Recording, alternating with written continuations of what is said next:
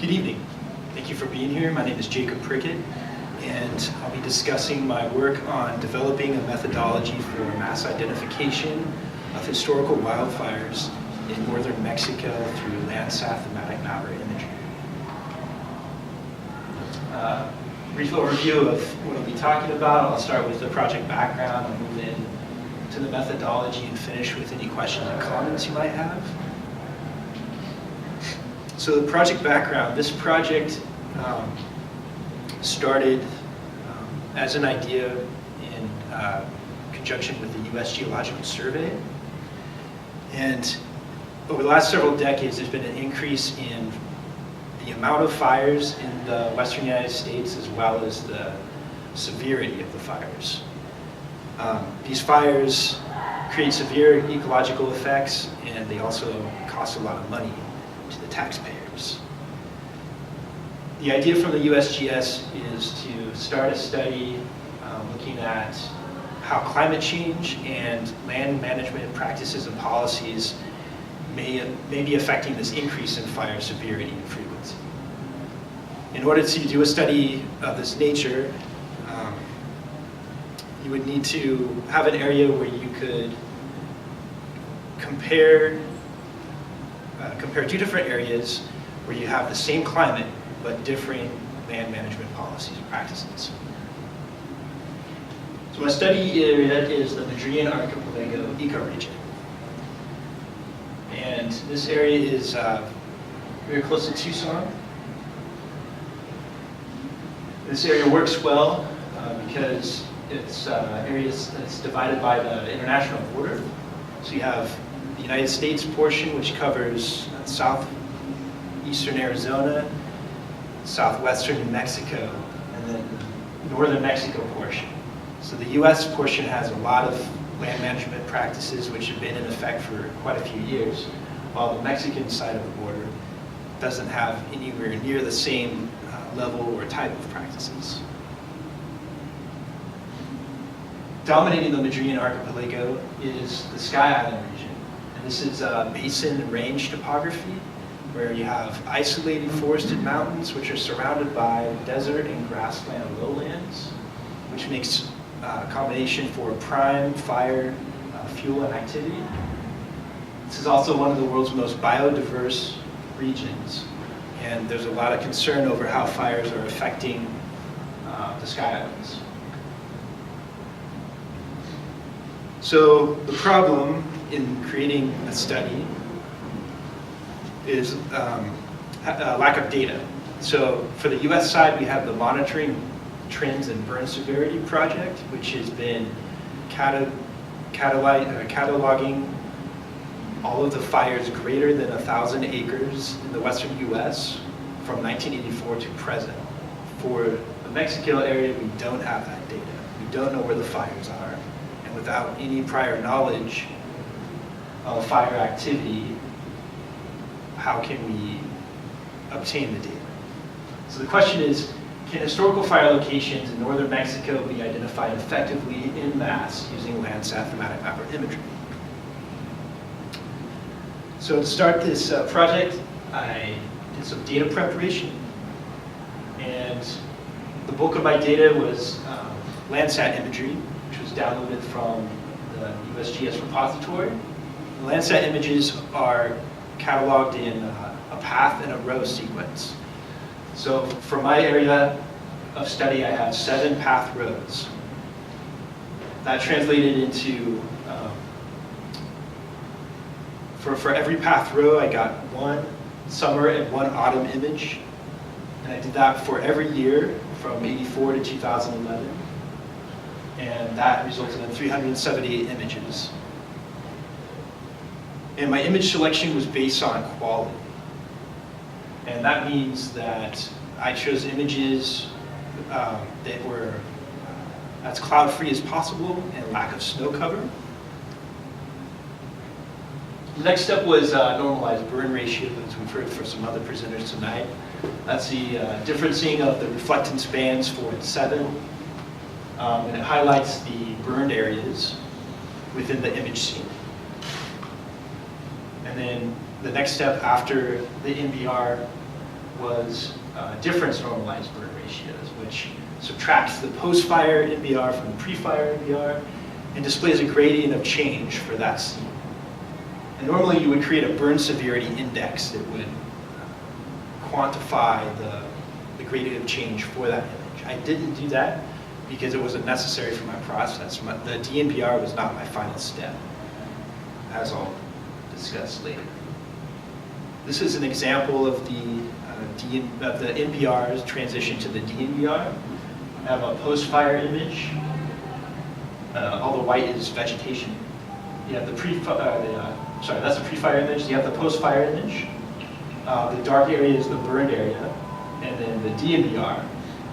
All the black is areas that have no change, and the grayscale to white are areas that experience change. So in creating my DNBRs, it was based on a seasonal image selection rather than individual scene matching. Normally with a DNBR, for it to be accurate, you would have your pre and post-fire NBRs match as closely as possible in terms of on-the-ground phenological characteristics or sun angle. For this method, I chose seasonality, mainly because I wanted to see how accurately I could pull the fires out without spending the time and effort to match the scenes, which is one of the main reasons for doing this project. So I had one summer DNBR and one autumn DNBR for every path row in each of the 27 years. And as an example, for a summer DNBR, I used a summer image from 91 as a pre-fire, and then a summer image from 1992 as a post-fire. The difference of those, and that gave me a change gradient between the summer of 91 and the summer of 92. The next step was to identify my fire pixel threshold values. In other words, what are the pixel values which identify fire occurrence in my images? And to do this, I sampled a multitude of varying characteristics, false positives, areas that were identified as possibly being burned areas that I knew were not, such as agricultural. Also unburned areas, and then low to high severity areas. That gave me a threshold value of 29. I then separated my DNBRs into groups, summer 1 group, an autumn group, and a summer 2. And then reclassified each DNBR based off of that threshold value of 29. So that meant that for reclassification, all pixel values that were equal to or less than 29 received a value of 0, and all pixels that were equal to or greater than 30 received values according to the group that the DNBR belonged to. Summer 1 received a 100, summer 2, 1,000, etc. The next step, and this is the key to my project, was I did a combined DNBR where I combined 3 DNBRs by adding them together with respect to them all belonging to the same path row over a 2-year time span. So, for example, a period of 91 to 1993, I had a summer 1 DNBR, which spanned the pre-fire summer and the immediate post-fire summer. I had the autumn DNBR, which spanned the pre-fire autumn and post-fire autumn, and then the summer 2 DNBR, which was spanning the 2 post-fire summers after the fire occurred. This chart shows the possible values that combining those DNBRs together could be applied to the pixels.